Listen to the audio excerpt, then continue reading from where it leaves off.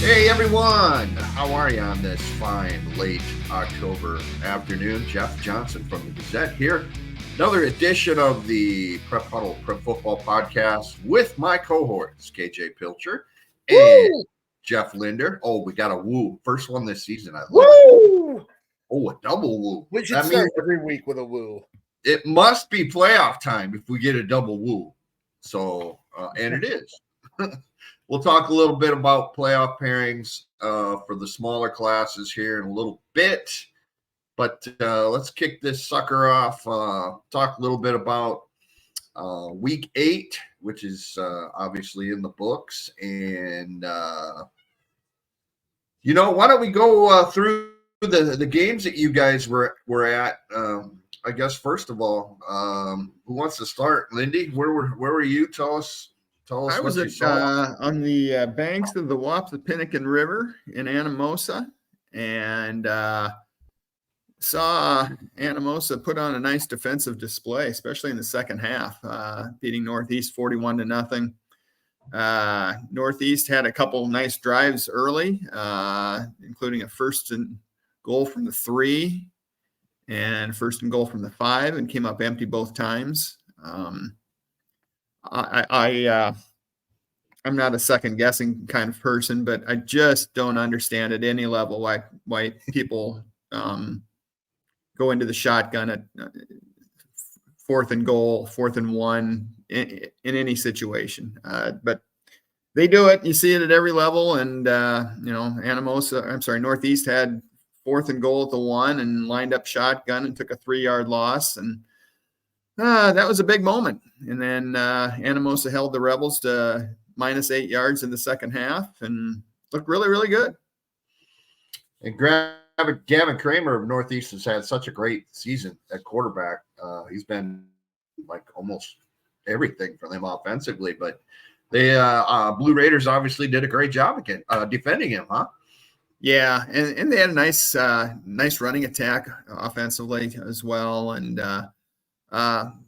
good team. Whatever happened against West Liberty in week 5, they put that behind them, and maybe it was a good thing for them. Brought them back down to earth a little bit, but they are they're a nice team and a team capable of doing some nice things in the postseason. Pilcher, tell us about your game from Friday night. I was at Iowa City West for the Trojans win over then ranked number 4 Pleasant Valley.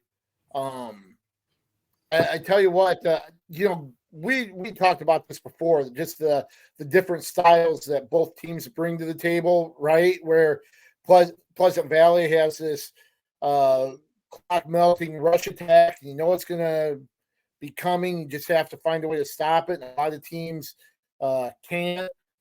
You've got Iowa City West with Jack Wallace at quarterback being able to air it out. And the thing that happened was exactly what Iowa City West needed. Pleasant Valley started the ball, drove into West territory, but the drive stalled and had to punt. Interestingly, only punt of the whole night. West never even attempted a punt, but West drove down and scored, got out in front. Pleasant Valley answered, and then West again scored on the second possession and went up 14-7. And, we always said the key was if West could get out in front, that helps their chances, and that's exactly what played out. The defense played very, very well. They were able to get a couple turnovers on downs, had an interception.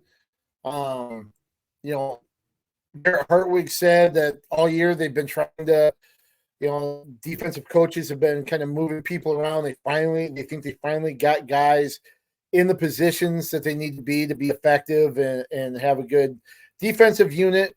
They did their job. And then Jack Wallace, I tell you, he was very, very impressive. Threw for 5 touchdowns, 374 yards through the air. He also had a couple 2 QB sneaks for touchdowns. So 7 touchdowns in total for him against Pleasant Valley, which, that's not necessarily a team you think is being, a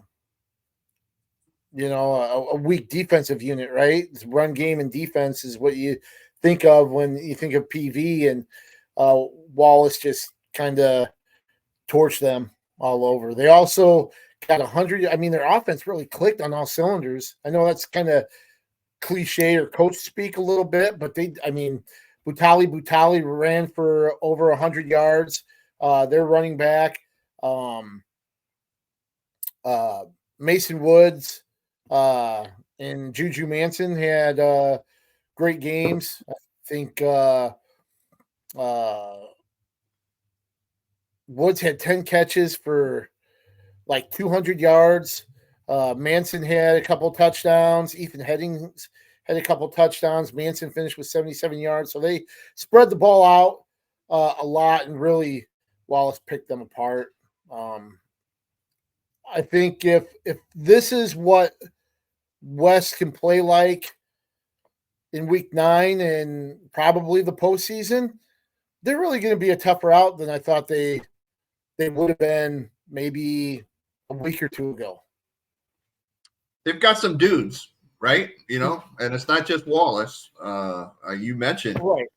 A lot of them. Woods, Butali, Juju Manson is a really nice player. So, and that frees up some of the other guys. Headings, like I said, a couple touchdowns on wide receiver screens. He was shifty. So if you're focusing on one, they've got other guys that can sit in there and burn you as well.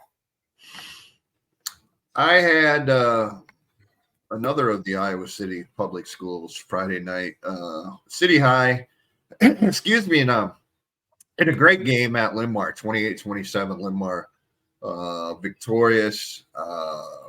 A game that you could see what was going to happen at the end. you could just sense it with City High already having played 2 games where it scored a touchdown in the final seconds to pull within a point, and then deciding to go for 2, getting the 2-point conversion. That was against Iowa City West and Cedar Rapids Kennedy prior. That was what the setup was in this game. With like 4.5 minutes left, Linmar scored a touchdown to go ahead, 28-21. And, City High got the ball at like it's 20 or so. And it was like, all right, well, can we just cut to the chase here?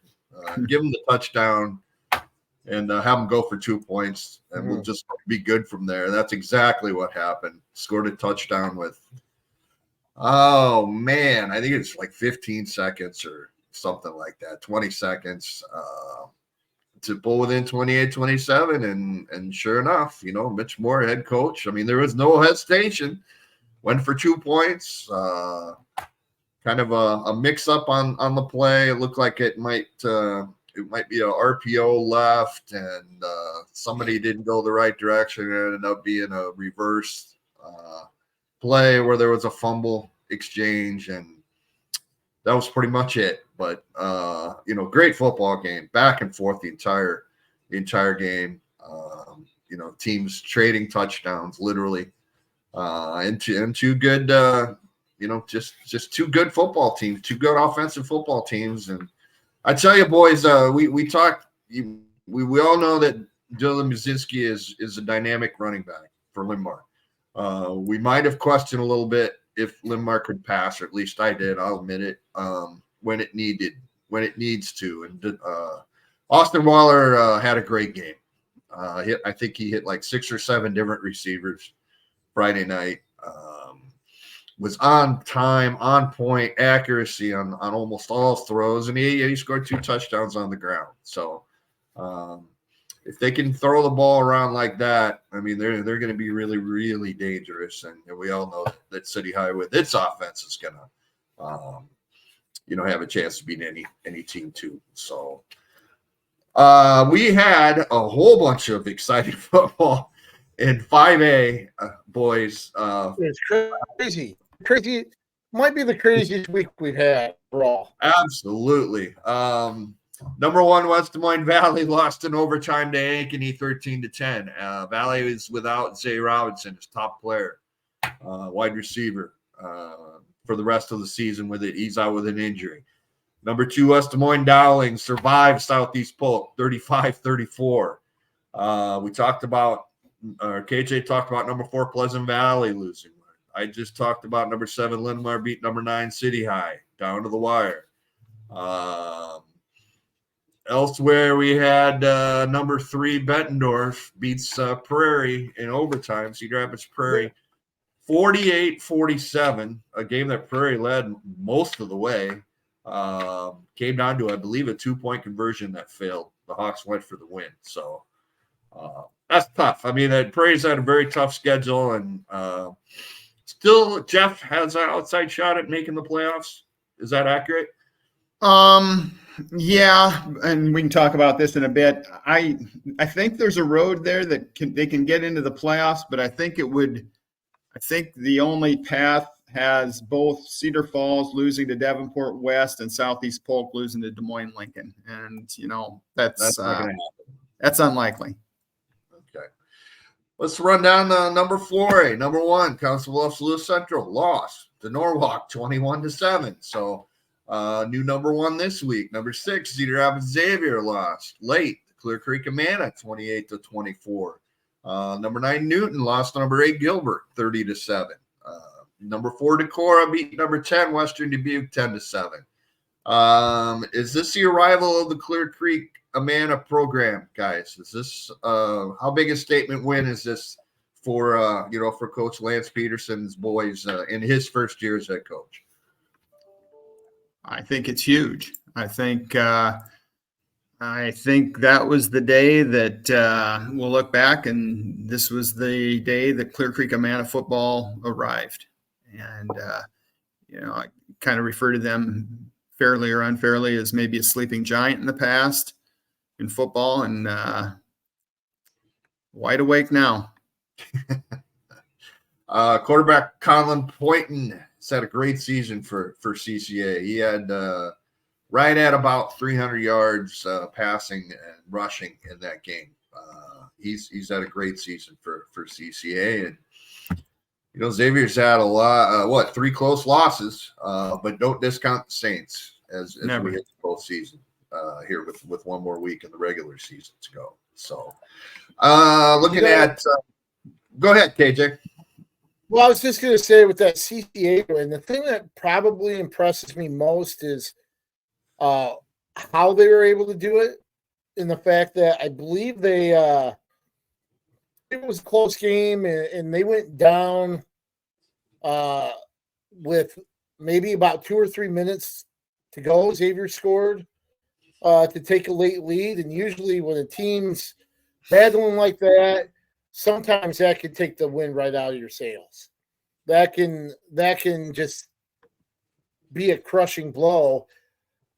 But without seeing it, of course, it sounds like Clear Creek Amana just strapped on their helmet, said, "Okay, let's go," and marched on and scored with about a minute left. So not only was it a big win, but I think the way that they did it and showing kind of that composure and that poise at the end of the game, that's what really could benefit them, in the postseason. And this could be something that really is a big kind of an over the hump moment, I guess you could say, for the program.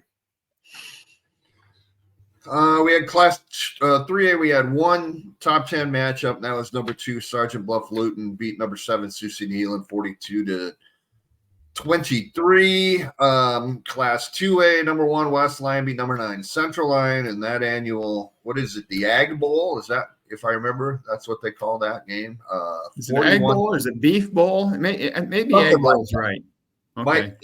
41-7. Impressive win for number 1 there. Jeff talked about Anamosa beat number 7 Northeast. And Class 1A, Iowa City Regina rebounded from its loss the prior week to Dyersville Beckman by knocking off number 2 Wilton 20-8. Number 3 Emmitsburg falls to Manson Northwest Webster in overtime 20-14. Guys, this still Wilton.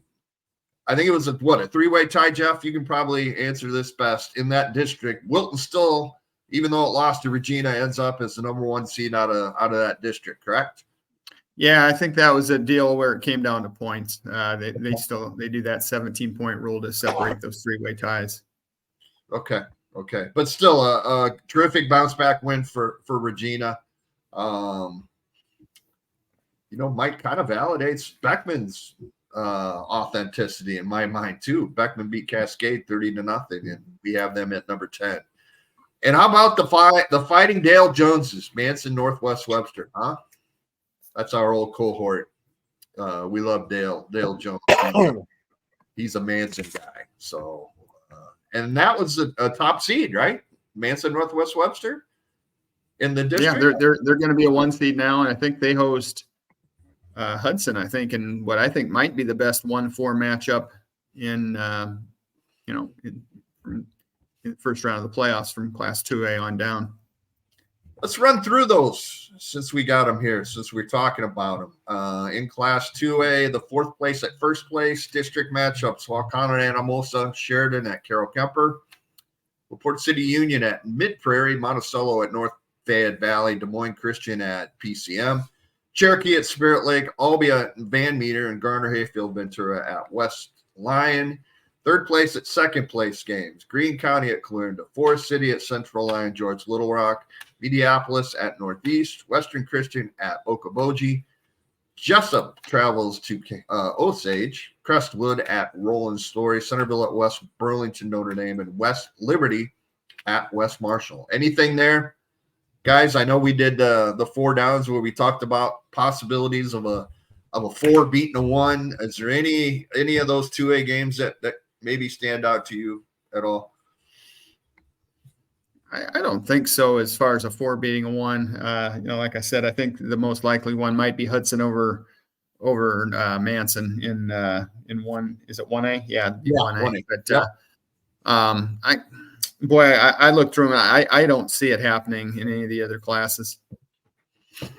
Yeah, I don't necessarily see anything where a 4 beats a 1 in 2A, but one matchup that I think is kind of interesting is Monticello at North Fayette. Not because I think it's necessarily going to be a close game at all, but last year at Monticello, Preston Reese had a huge game to beat North Fayette Valley. North Fayette Valley has been really impressive after its opening season loss to Independence. They've rifled off 7 wins in a row, and none of them have been really close games either.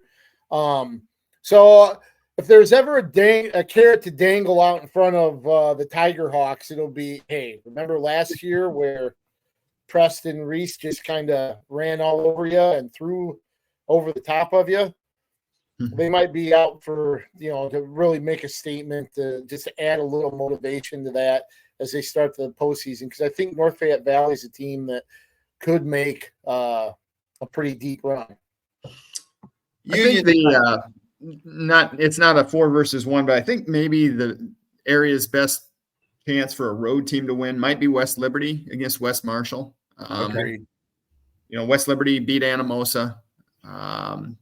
So, they're certainly capable. I'm not sure how good West Marshall is this year. I know they're 6-2, but I guess I just don't know. Let's look at 1A. We talked already about Hudson at Manson, Northwest Webster. These are the 4-1 games. Ogden at Dyke, New Hartford, Eddyville, Blakesburg, Fremont at Grundy Center. Shenandoah plays OA at OABC. West Branch at Sigourney Keota in an all-area game. West Sioux at Trainer. Appleton Parkersburg goes down to Wilton, and East Sac County at Woodward Granger. And then 3rd place, 2nd place games. Hinton at Ottawa, AHSTW. Sumner Fredericksburg plays at Dyersville Beckman. Grandview Christian at Emmitsburg. Alburnett at MFL Marmac. Iowa City Regina at Pleasantville. Underwoods at Ridgeview. Sioux Central at South Hardin. Pella Christian at South Hardin. Guys, I look at that Alburnett MFL Marmac game as one that kind of is intriguing. Would either one of you guys agree? Totally agree. I think that's going to be a really good ball game. Alburnett's risen up and won some pretty impressive games. MFL, both teams have a 1,000-yard rusher. So I think that's going to be a really good ball game. Let's look at Class A, fourth place, first place. Corden Wayne at ACGC. Council Bluffs St. Albert against Lamar's Galen. They are playing that game at Akron. Starmont, not Ohio, by the way. That's Akron, Iowa. Starmont at Lisbon. North Tama at Madrid. Columbus Junction at Maquoketa Valley. South Central Calhoun at Tri-Center. Lake Mills at Wapsie Valley. And Hartley Melvin Sanborn at West Hancock. And then third place, second place. Danville at Bellevue. Logan Magnolia at MMCRU. Earlham at Mount Air. Mason City Newman at Nashua Plainfield. North Lynn at Pekin. Linville Sully at Oakland Riverside. South Winneshiek at St. Ansgar. And Sibley Ocheeden at Woodbury Central. Northland Pekin is one that kind of intrigues me, boys. Could be I think a pretty close game. Agreed? Yeah, I think so.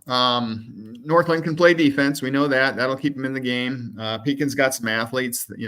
I saw them when they played Lisbon, and they're certainly capable. Northland's absolutely played the tougher schedule, and that might play into it. All right, let's look at an 8-player quick. It's kind of a mismatch of games here. We had 2 at-large berths at district first place opponents. That's Tripola at Algona Garrigan and Exira EHK at Lenox. Then you had third place district finisher and a first place district finisher. Those games: East Mills at Audubon, Springville at Don Bosco, BGM at Edco. Could be some points scored there. How about that, right? Burns against Rochford. Who do you got? Arweva at Fremont Mills, Lansing Key at Gladbrook Rhinebeck, Southeast Warren at Iowa Valley, Winfield Mount Union at Montezuma, and West Bend Mallard at Remsen St. Mary's. Third place, second place matchups: Clarksville at Riceville, Collins Maxwell at Woodbine, and then second place at second place: Bedford at Belle Plaine, Waco at Central City, Anita Cam at GGRA, and Forge Dodge St. Edmund at Janesville. And Iowa Valley fell for the first time last week in a big game against Belle Plaine. What'd you think of that, guys?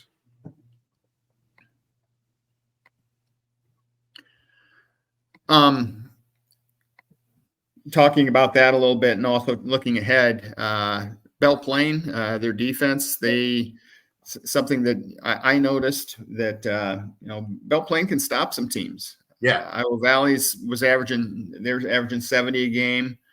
They held them into the 20s.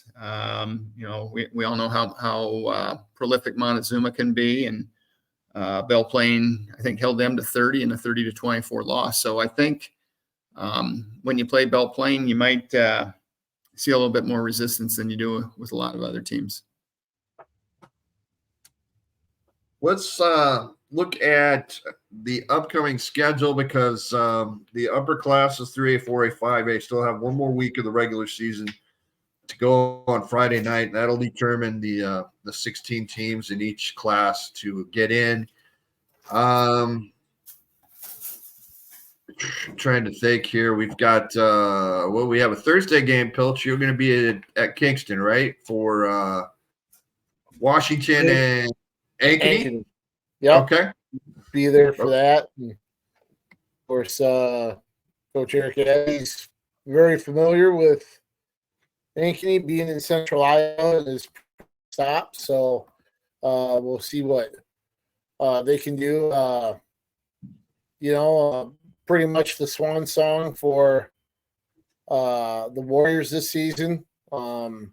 Hopefully, he's made some big strides there, and you see a little bit of a different product this time around, right?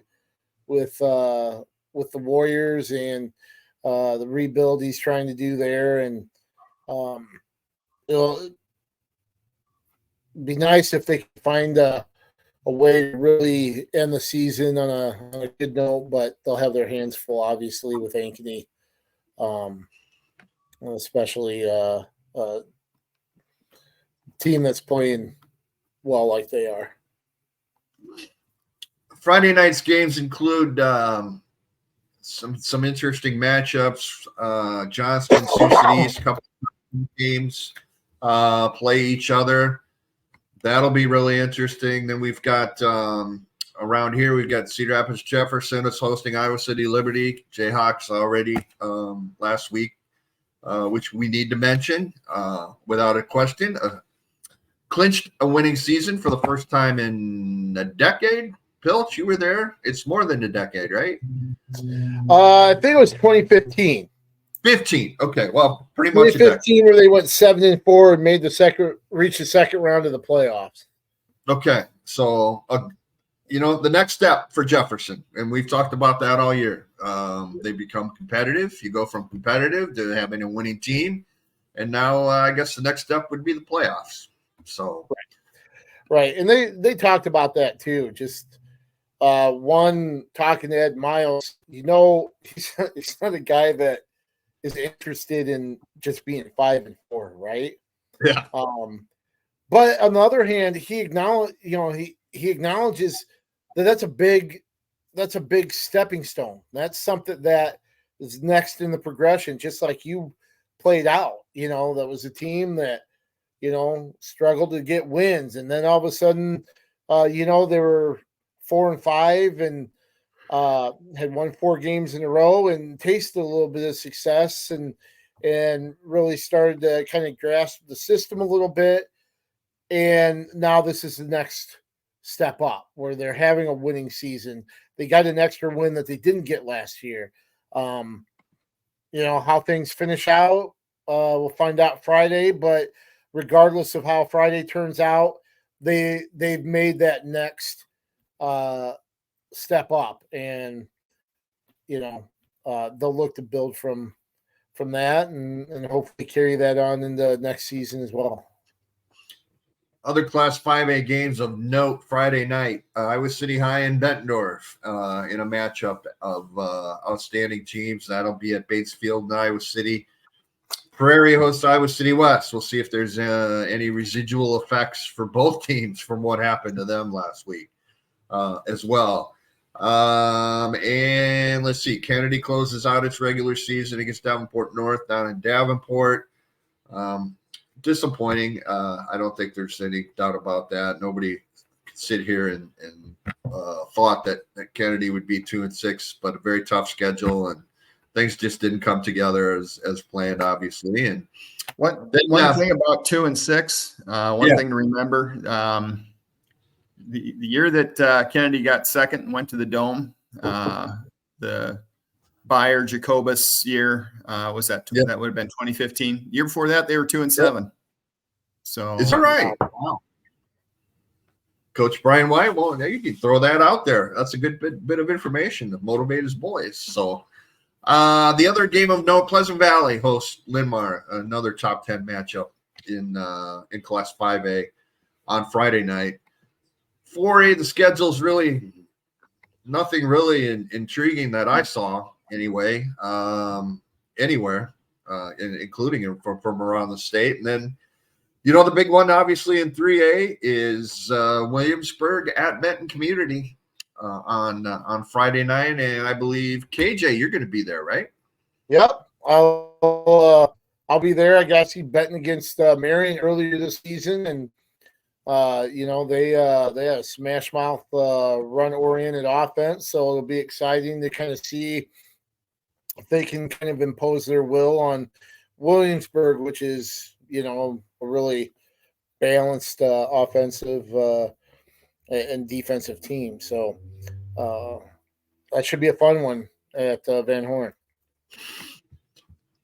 And, of course, everything reshuffles in the smaller classes. Failed to mention that after this week's first round, there's no bracket So the IHSAA will set up second round matchups after everything that happens on Friday night. And RPI wise, Jeff, I know you've combed this pretty well. 5A, 4A, 3A. There's still some possibilities out there for, especially for some maybe some area teams. Is that accurate? Yeah. How in depth you want to go with this? Much as you want. You want to talk 5A? Sure. I'm pretty sure that 12 teams have nailed down spots. Okay. In order: Bettendorf, Liberty, Dowling, Johnston, Linn-Mar, PV. Linn-Mar, PV play each other. Valley, Sioux City East, City High, Centennial, Iowa City West, and Ankeny all appear to be in. Ottumwa and Waterloo West are 13-14 this week, and they play each other at Ottumwa. That winner is in. That loser most likely is out. So that gets us to what would be the 14 team. Southeast Polk is at Lincoln. I think we can safely say that's going to be a Rams win, and they'll have a chance to defend their title. Right now, Waukees at 16. They play Council Bluffs. They have Lincoln. I think the winner of that game's probably in, and the loser's probably out. And then Cedar Falls right now is sitting at 17, and they play Davenport West, and I think a win there would get the Tigers in. So other teams that are mathematically maybe still alive: Hempstead, Davenport North, and Prairie. But like we said earlier, a lot of very unlikely things are going to have to happen for Prairie to get in, and they certainly don't have a lock of a win this week themselves. And then 4A and 3A is different because you have the top two from each district that get in, and then you have the remaining 4 teams are at large. Yeah, I guess there in 4A. Jeff, I'm looking at them right here. Yeah, 4A District 2. We'll just go with the locals. Sure. Decorah and Waverly are going to be the two automatic teams. Western Dubuque is probably going to be the top RPI team, so that I guess you'd say they're 13. They'd be the 13th team, although their RPI is going to be higher than that, which will help them down the road. So the way North Scott, Xavier, and Clear Creek shakes out, I mean, they're all going to win. So they'll all be 4-1. North Scott right now has the edge in that plus-minus thing that they do. So after that, I'm not sure if they go plus-minus with Xavier and Clear Creek, or if that becomes head-to-head. I think it becomes head-to-head, which would favor the Clippers. Mm-hmm. Doesn't matter. All three of them are going to get in if they win. And I think the other at-large teams statewide are probably going to be Ballard and Indianola if they win their games. But this place, sorry, Jeff, to interrupt. It does matter though. Wild card teams, we know will not be able to host a game, right? That's they can't in the first round. Yeah. Now, if they would win, if there would be two of them that would win, I think one of them could host another. Or maybe if it's a wild card team and has a really high RPI, which Western Dubuque does, and Xavier would, they might have a shot at hosting a second round game if the chips fall the right way. Okay. I'm sorry. Go ahead with 3A. No, that's fine. 3A, District 3. Wallert's going to be the champion. Independence would be the second team. If it beats CPU at home, they'd be a pretty solid favorite, but you never know. CPU's they're 4-4, 2-2, right there with West Delaware. West Delaware is going to be heavily favored to win against Central DeWitt. So I would say Wahlert and Indy Wallert's in. Indy's probably in, definitely in with a win. Even with a win, I think West Delaware might be the first team out, which would be a shame because I think they're really good. Yeah. District 4, Mount Vernon's going to be the champion. Assumption's going to be the runner-up, even though they'll finish 4-5. Washington is favored to win. That would get them to 6-3, but I think they're going to be on the wrong side of the RPI line too. I think there's a pretty good chance that there's going to be 4 qualifiers from District 5. Wow. Williamsburg and Benton are both in. Solon, assuming they win at South Tama, they're going to be in. They've got a really good RPI. They'll be the top RPI at large team. And then Grinnell. Grinnell is right now they're sitting 1-3 in their district, 5-3 overall. They go to Fairfield. They should win. And if they do, I think let's see, 1, 2. They might be the 4th at large team. They might be the 16 seed, maybe. And that go ahead. No, I was just going to ask you guys, the way the RPI is set up now, do you like it? Has this been a good thing? I don't hate it. I think there might be some tweaks that could be done. And I think the way it's set up, maybe some teams need to kind of re-examine the way they schedule. So I don't hate it. I don't love it, but I don't complain about things like that because I don't have a better idea. How's that sound? KJ, do you like the RPI? I think it's kind of the best thing we have. There's always going to be flaws and there's always going to be situations that pop up that, turn out a certain way and you scratch your head and go, man, that just doesn't seem right or that shouldn't happen. But you're going to have that, I think, with everything. Anything that you use to determine a way to whittle down these fields. And I think it's the best thing that we've had here recently. And I don't mind it. I'm with you on that. I'm with you on both. I don't have any better ideas. Shocker. Nothing's perfect. Yeah, right. No, absolutely not. And I applaud the IHSA for being open-minded in this kind of thing and trying to find what it thinks is the best solution. So, I've heard off the record that when they go back and next year will be a new, they'll shuffle the deck again and everything. And one thing that they're talking about is determining the 5A qualifiers by committee. Really? Yeah. How would? Well, I don't think you can have the coaches on the committee, can you? No. Or former coaches? No. I don't know. I don't like that. I don't like that at all. Yeah. I don't like that just because you're relying a lot on subjectivity on that more so than any other format. I just think you're leaving yourself up for things to get muddied too much. Yeah. And I don't know, Nathan, you can cut this if you want, but I'll harken to some all-state meetings where we've seen how committees impact and affect things, and there becomes this kind of gang up and partnership, almost a survivor-like alliance where it favors teams or certain areas. And the only thing I could see is that being the case.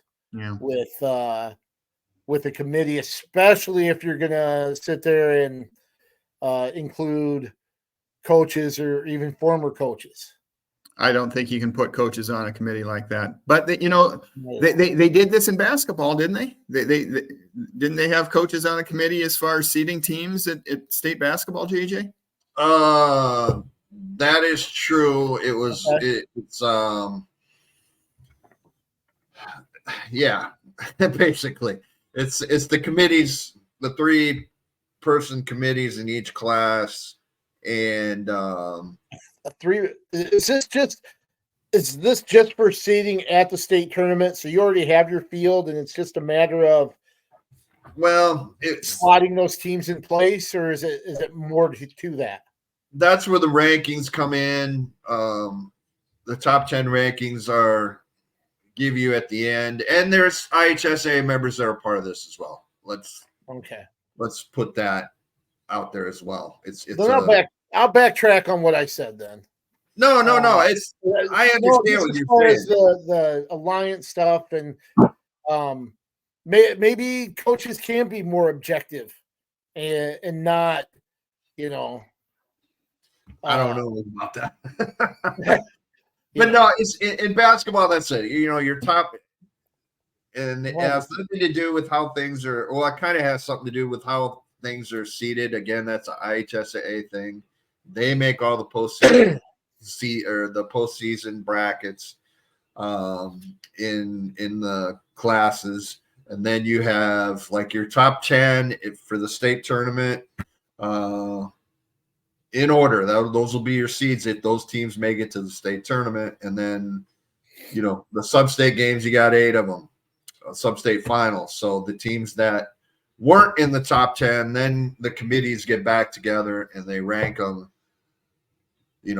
however, 1 through 6 or whatever. And so everybody knows ahead of time what your seeding is going to the sub-state finals. So I don't know. We'll see. But that's a very interesting thing, Jeff. And, I was sitting, one last thing and then we'll move on. But I was thinking about how there are so many schools that, don't have a chance to make the playoffs as it is now, especially in 5A, right? And we know who they are, the Des Moines Metro schools, the Davenport Public Schools probably. Although West did make it, last year or 2 years ago, whatever. So how do you, I don't know, how do you maybe include a couple of those? Is it important for the health of the sport overall to make sure that schools like that maybe have somewhat of a chance or not? I don't know. Well, I think they've taken some steps toward that with the free and reduced lunches and all that, as far as finagling the enrollment numbers a little bit to favor those, to make those teams a little bit more competitive, and in some cases to drop them a class. It's a tough call. I don't know. On the other hand, you want teams to earn their way into the playoffs. Yeah, you want your best theoretically to be in the playoffs, right? So, anyway, that's probably that's a whole other subject for a whole other podcast, I think. But anything you guys want to add before we do? Who's got more? No, I'm good. Someday we'll talk about my feelings about the all-state selection procedure, but I don't think now's the time. How's that sound? The coaches are taking that all over, by the way. Yep. So we're listening. If you don't like that your son's not on an all-state team, don't complain to us. Complain to your coach. All right. This is the fun part of the program. I think. What do I got? 1, 2. I think I got 5 or 6 little who's got more. I did some individual stuff first, and then we'll have some fun and end with a couple of team things here. So, fellas, here we go.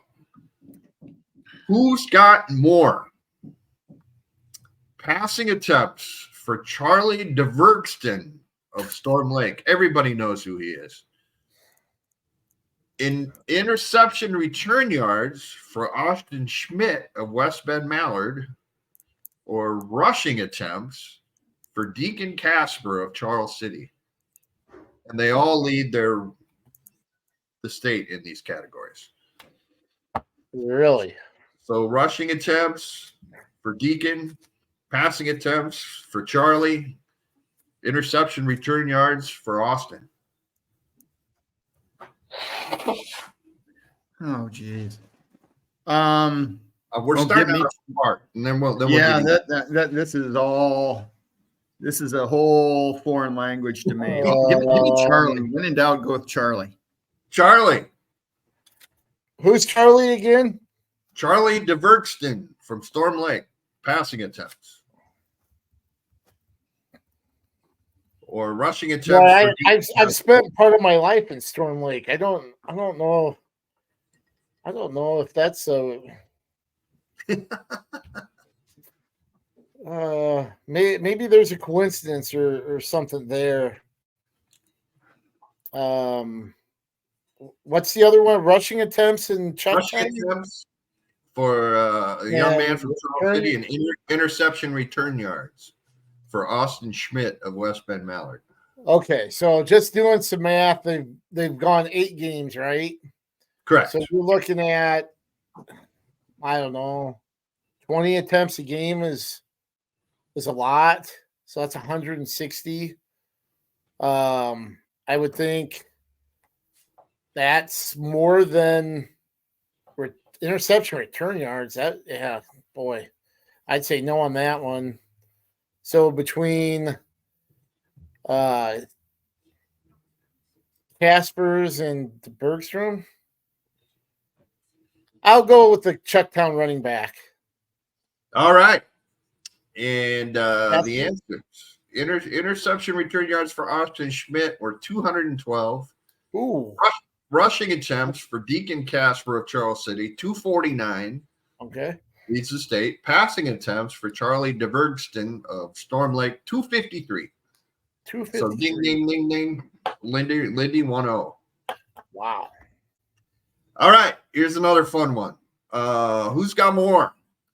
Punt returns for Mount Vernon's Jace Jaspers. 2-point conversions for Nolan Kriegel of Iowa Valley. Or tackles for loss by Cade Garman of North Lynn.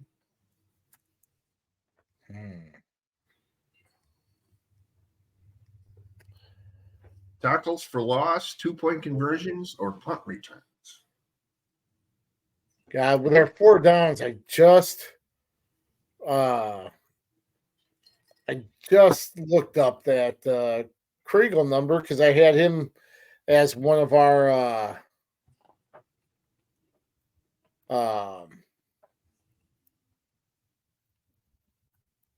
one of the players that would take over, kind of thing. I'll go with Kriegel. All righty, Lindy. I'll go with Jaspers. I imagine Mount Vernon forces quite a few punts. That is accurate. Jace has 22 punt returns, leads the state with 387 return yards. 2-point conversions for Nolan Kriegel, 24. Tackles for loss for Cade Garman of North Lynn, 26. Wow. So he's the winner there. Now these are all team, and these are pretty straightforward. So who's got more? We have teams that are tied for punt return touchdowns, kickoff return touchdowns, and safeties.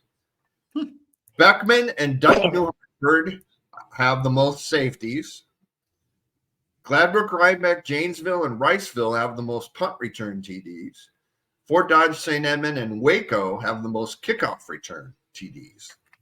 So which of those categories are there more of? Kickoff return TDs, punt return TDs, or team safeties? I think Lindy, you're first. Lindy, you're first this time. I'm a big fan of safeties, but they're so rare. I don't think they happen very often. I'm going to go. I'll go punt return. Well, teams kick off more than they punt. I'll go kickoff return touchdowns. Okay. Safeties. Who are the teams tied for safeties? And how many times have they played Regina? Because Regina has given up safety. I think on multiple occasions they've had punt snapped out of the back of the end zone. So wow. I know they did that against West Branch and maybe Wilton as well. Beckman and Dyke New Hartford have the most team safeties. Oh, well, Beckman did play Iowa City Regina. I'll go with Lindy. I'll go with Lindy on the kickoff return. Kickoff returns. All right. Punt Just return because- TDs. Gladbrook, Rhinebeck, Janesville, and Riceville have 4 each. Safeties. Beckman and Dyke New Hartford have 4 each. Kickoff return TDs. St. Edmund and Waco 5 each. So there you go.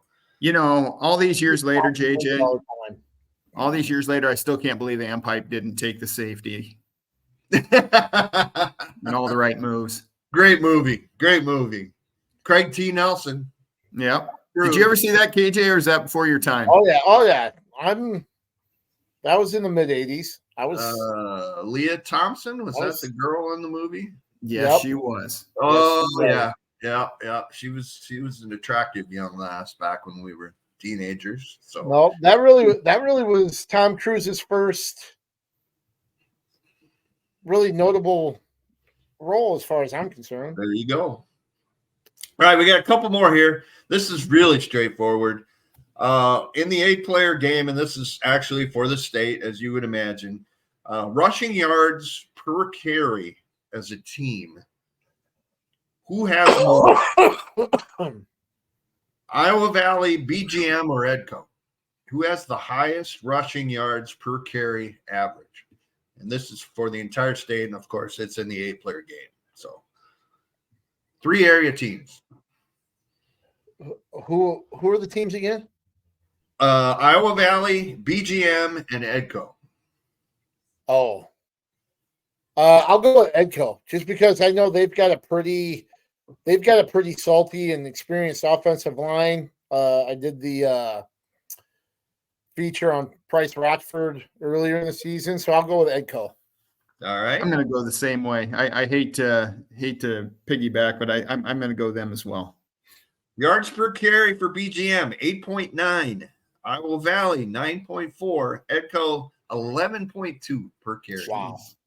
That's a first down every time you run the ball. All right, now they've got a very good offensive line up there, which is what, 3 people, right, in the 8-player. How many do you have to have on the line? 4? I think 3 or 4. I guess I don't even. That's terrible. That I know, right? I think maybe 3 of them are ineligible. Wow. All right, this is very straightforward. The 3 teams in the state of Iowa whose opponents' winning percentage is the highest. So basically, the toughest schedule overall.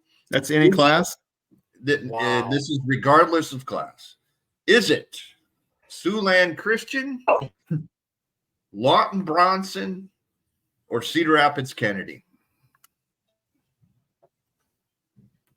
And these are the top 3. They are the top 3. Who was the first one you mentioned?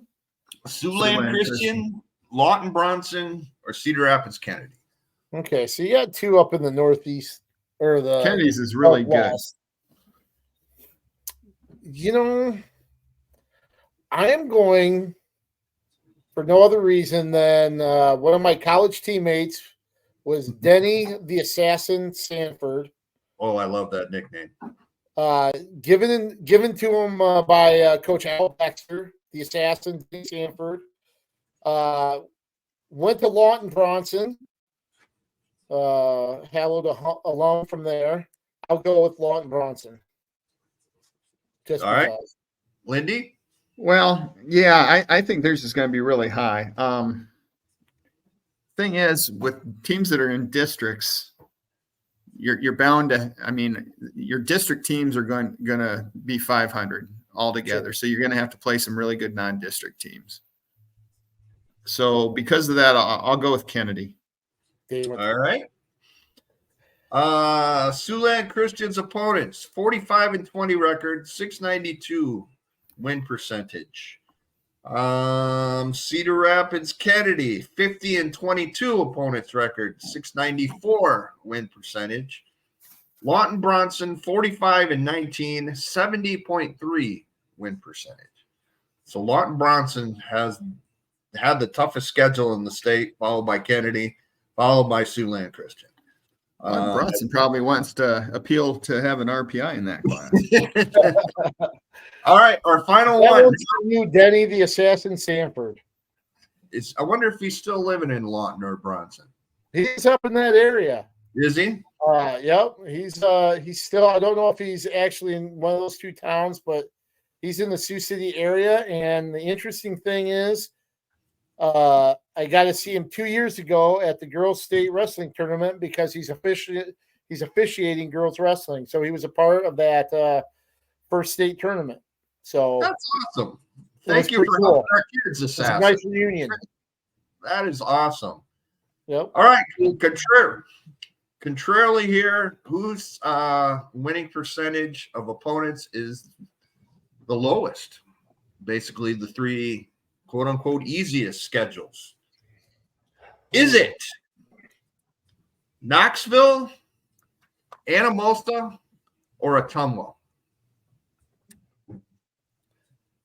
I'll say Ottumwa just out of. Yeah, I think it's got to be Ottumwa. All right. Knoxville, opponents' records are 26-47. That's 356. Anamosa, opponents are 24-48, 333. Ottumwa, opponents' records are 20-52, 278 win percentage. And that's why they won't make the playoffs if they go 7-2. Oh, wow. That's crazy. So I don't know. I thought that was kind of interesting stuff. That was very. Thanks for piling that up.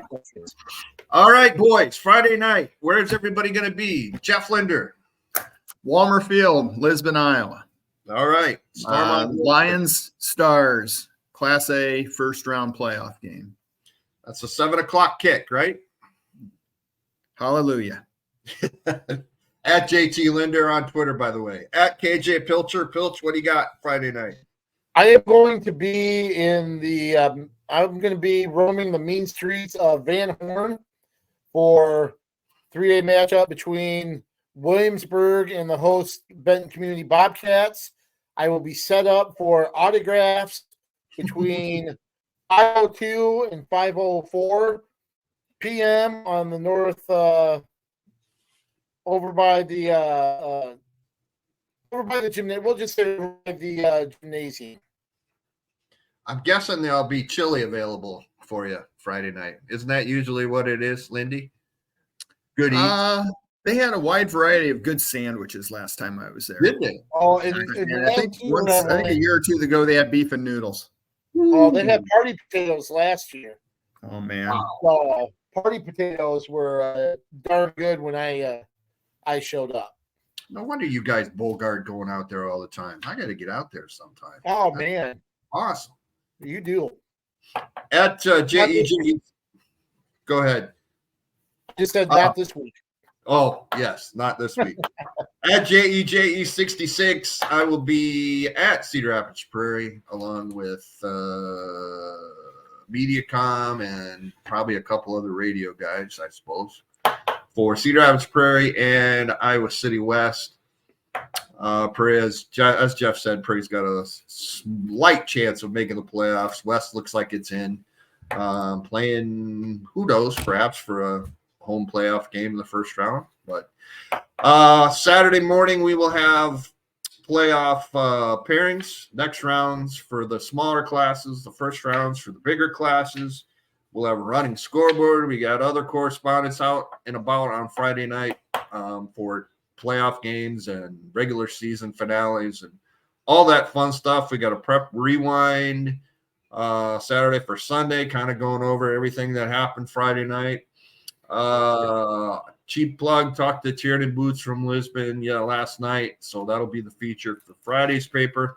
He's had a great season at two different positions, offensively and defensively, than he played last season. So look for that in the Gazette or online at gazetteonline.com. And any parting words? It feels like fall out there finally. Yeah.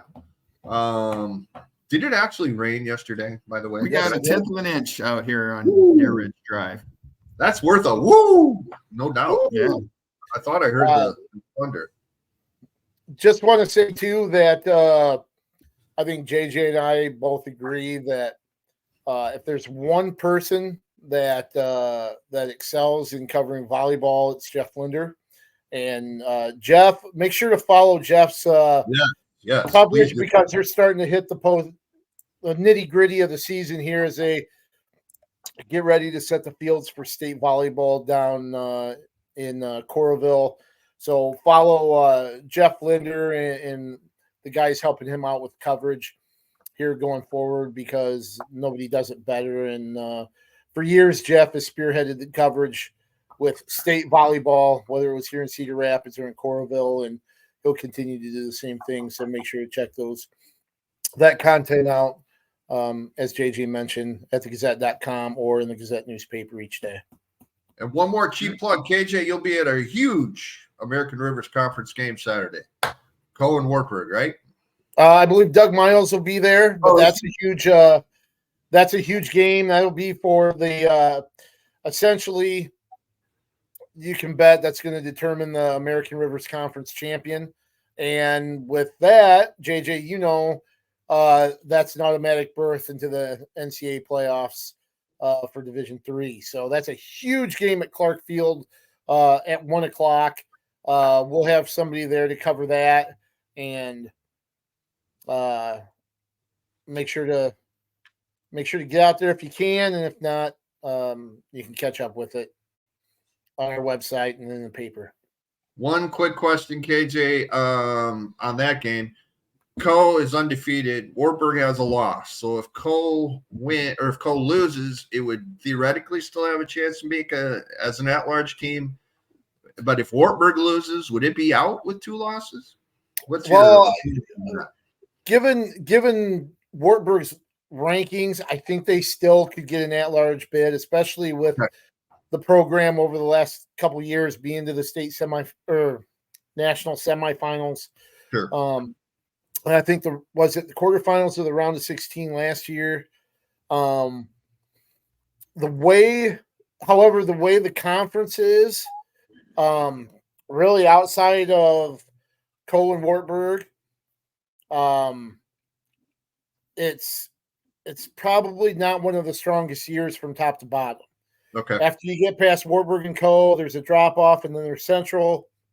There's another drop off to where Dubuque is, and then there's a considerable drop to the last 4 teams or so. Okay. 4 or 5 teams. So it'll be hairy, but I still think Wartburg gets in with 2. I think Cole will have more of a outside chance to get in with 1, but just depends on how the last couple of weeks shake out for the loser of that game. Highly recommended, folks. A lot of area kids that play for both those schools, and they are both tremendous programs. So if you get a chance, catch it on Saturday. All right, for another edition of Prep Huddle Prep Podcast. I did it. I said it without bouncing on my words. So, KJ, JL, this is JJ. Enjoy football weekend, and we will talk at you again next week.